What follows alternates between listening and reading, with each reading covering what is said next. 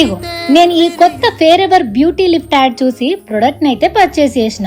కానీ మీకు విషయం తెలుసా, వావ్, వాళ్ళు చెప్పినట్టుగానే నా బ్యూటీకి ఒక లిఫ్ట్ అయితే డెఫినెట్ గా ఇచ్చింది.